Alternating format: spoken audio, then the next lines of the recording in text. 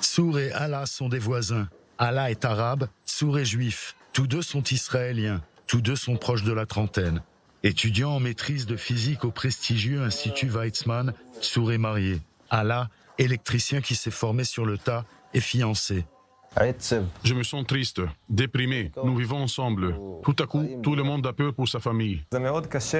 C'est dur. C'était comme un pogrom. Cette haine n'est pas venue de nulle part. Elle se cachait sous terre depuis longtemps. Quelqu'un l'a déterrée et elle a ressurgi.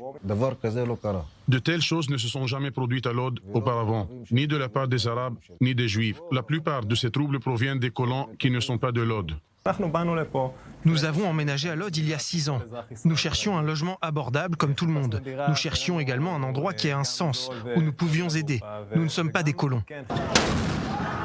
Alors que la tension monte à Jérusalem et qu'éclate le conflit entre le Hamas et Israël, Lod connaît certaines des pires violences intercommunautaires.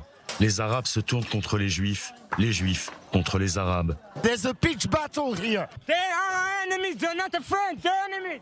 Les villes mixtes, juives et arabes, deviennent des champs de bataille du jour au lendemain. Des biens sont vandalisés, des sites religieux profanés. À Lod, un arabe israélien est abattu, un juif est lapidé à mort. Beaucoup d'autres sont blessés.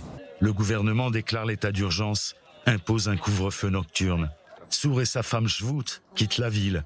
Ils ne sont rentrés chez eux que cette semaine. Familles juives et arabes partagent le même bloc. Il ne sera pas facile de combler le fossé entre les deux communautés. Il y a de la tension.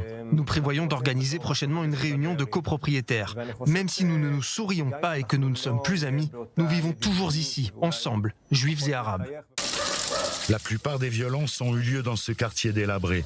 Avocate, Shvout est active dans la réhabilitation du quartier, que le maire promeut. Tous les problèmes proviennent du maire. Chaque fois qu'un arabe veut construire une pièce, c'est interdit. Pour les juifs, c'est permis. Le quartier est dans un état lamentable. Les appartements sont introuvables. Les jeunes couples mariés n'ont nulle part où construire. Nous sommes presque sur la ligne de départ d'un projet de réhabilitation. Les gens n'ont qu'à le signer. Mais les représentants arabes mettent des bâtons dans les roues du projet alors qu'ils sont censés aider leur communauté.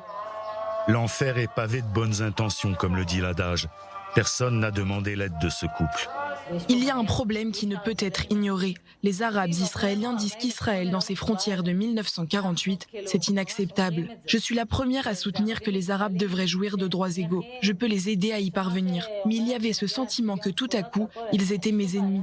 Ce n'était pas une vague de protestation, c'était la guerre. Ce calme actuel, c'est le calme avant la tempête. Quelque chose va se passer. Sinon aujourd'hui, alors demain. Ou dans une semaine, un mois, un an.